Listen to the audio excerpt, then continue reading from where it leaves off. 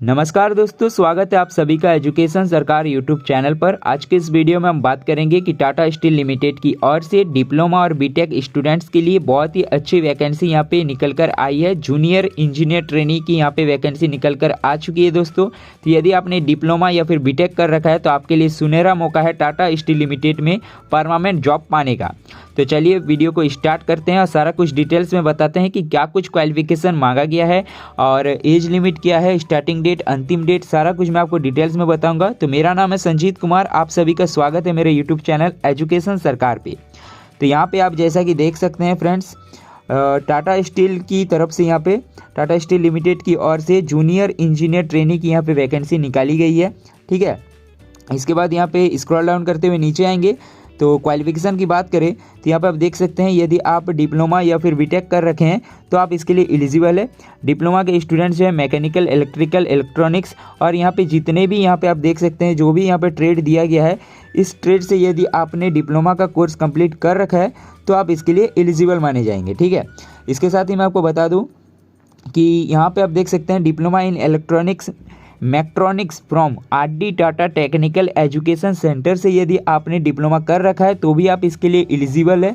Diploma in electronics mechatronics from JN Tata technical education centre से अब यदि आपने ये कोर्स कर रखा है तो भी आप इसके लिए एलिजिबल है। ठीक है, और diploma in electrical and electronics mechatronics from Tata steel technical institute से यदि आपने कर रखा है तो भी आप इसके लिए एलिजिबल है। अब बहुत सारे स्टूडेंट्स जो है इस डाउट पे रहते हैं कि AICTE वाले भर सकते हैं या फिर UGC वाले। तो यहाँ पे दोनों ही रिकॉग्नाइज्ड इंस्टीट्यूट के स्टूडेंट्स के लिए अप्लाई कर पाएंगे।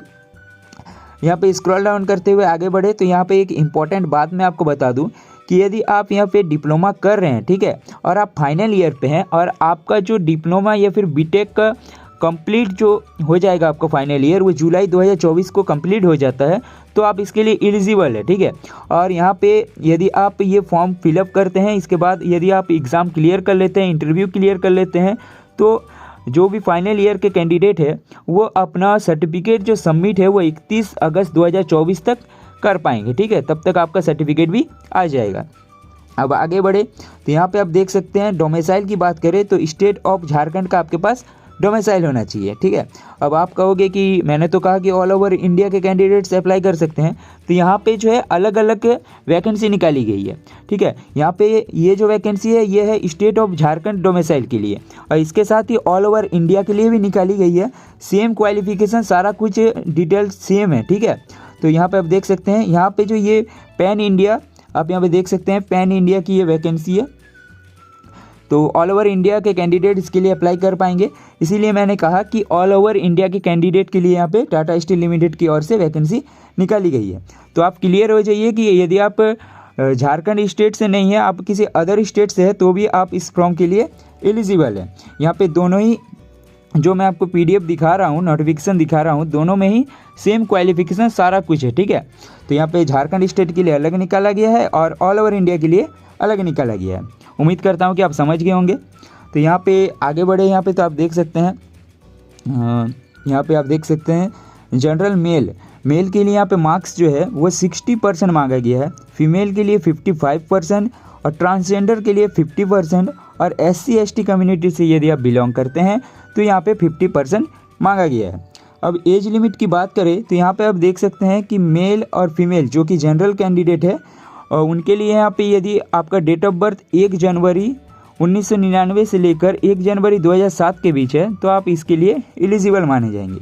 यदि आप एक ट्रांसजेंडर कैंडिडेट है तो यहाँ पे आप देख सकते हैं कि 1 जनवरी 1996 से लेकर 1 जनवरी 2007 तक यदि आपका डेट ऑफ बर्थ है तो आप इसके लिए एलिजिबल है। इसके साथ ही यदि आप SC ST कैंडिडेट है तो यहाँ पे 1 जनवरी 1996 से लेकर 1 जनवरी 2007 से यदि आपका डेट ऑफ बर्थ है तो आप इसके लिए एलिजिबल है।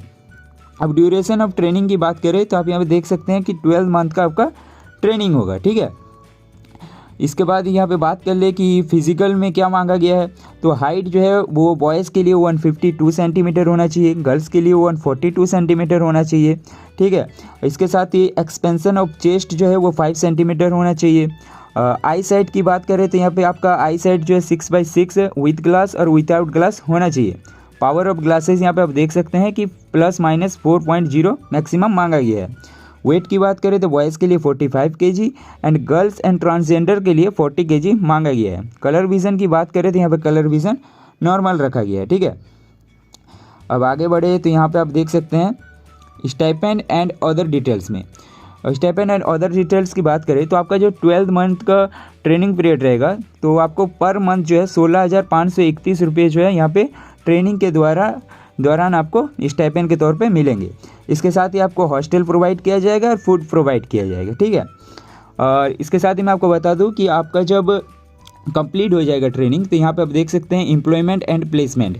ट्रेनिंग कंप्लीट होने के बाद आपको टाटा स्टील या फिर टाटा स्टील की अन्य ग्रुप कंपनीज या फिर सब्सिडायरी कंपनीज में आपका प्लेसमेंट करवा दिया जाएगा, ठीक है। तो यहाँ पे परमानेंट वैकेंसी आपको मिल जाएगी। इसके बाद आगे बढ़े तो यहाँ पे आप बात कर लेते हैं स्टार्टिंग डेट क्या है, ठीक है। तो यहाँ पे 8 जनवरी 2024 से लेकर 19 जनवरी 2024 तक आप इस फॉर्म के लिए अप्लाई कर पाओगे। एडमिट कार्ड जो है वो आपका 12 फरवरी को आ जाएगा और आपका जो रिटर्न टेस्ट है वो 18 फरवरी को हो जाएगा, ठीक है। अब इम्पॉर्टेंट बात मैं और एक बात बता दूं आपको, यहाँ पे आपको कोई भी हार्ड कॉपी सबमिट नहीं करना है, सारा डॉक्यूमेंट जो है आपको ऑनलाइन ही सबमिट करना पड़ेगा। एप्लीकेशन फ़ी की बात करें तो 500 रुपये यहाँ पे फ़ी रखा गया है सभी कैंडिडेट्स के लिए। और यहाँ पे मैं आपको बता दूँ कि यहाँ पे जो फ़ी है ये नॉन रिफंडेबल होगा। अब आगे बढ़े तो यहाँ पे आप देख सकते हैं, मैं आपको एक और इम्पोर्टेंट बात बता दूँ दोस्तों कि यहाँ पे जैसे कि आप देख सकते हैं लिखा गया है कि जैसे कि आपका कोई मेल है, ठीक है, आप जिस मेल आईडी को अप्लाई करने टाइम इंटर करेंगे ना वो आपका मेल आईडी जो है वो रेगुलर यूज़ होना चाहिए, ठीक है। आपका मोबाइल में रेगुलर यूज़ होना चाहिए, आप ऐसा ही मेल आईडी यूज कीजिएगा। ऐसा कोई मेल आईडी नहीं यूज़ कीजिएगा जो कि आप यूज़ नहीं करते हैं, क्योंकि जो भी आपका कम्युनिकेशन है, ठीक है, कम्युनिकेट जो किया जाएगा वो मेल आईडी के द्वारा ही किया जाएगा। तो इसलिए अपना मेल आईडी बिल्कुल सही डालिएगा। अब आगे यहाँ पे सिलेक्शन प्रोसेस की बात करें तो यहाँ पे आप देख सकते हैं कि सिलेक्शन प्रोसेस में जो है रिटन टेस्ट होगा, पर्सनल इंटरव्यू होगा और मेडिकल एग्जामिनेशन होगा, जिसके बाद जो है आपका यहाँ पे सिलेक्शन कर लिया जाएगा।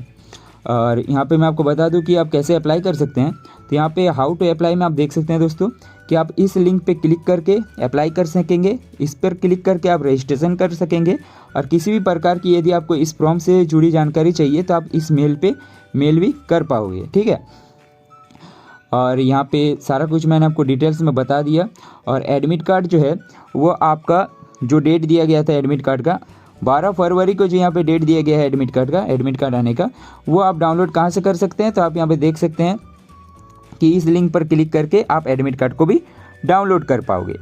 तो उम्मीद है कि आपको मेरे द्वारा इन्फॉर्मेशन दी गई पसंद आई होगी। यदि आपको ये वीडियो पसंद आया तो वीडियो को एक लाइक ज़रूर से कर लीजिएगा और चैनल को सब्सक्राइब कर लीजिएगा। किसी भी प्रकार का कोई भी डाउट है तो आप हमारे वीडियो के नीचे जाकर कमेंट बॉक्स में कमेंट कर सकते हैं, मैं उस कमेंट का रिप्लाई आपको ज़रूर दूंगा। तो आज के इस वीडियो में इतना ही दोस्तों, तब तक के लिए जय हिंद, जय भारत।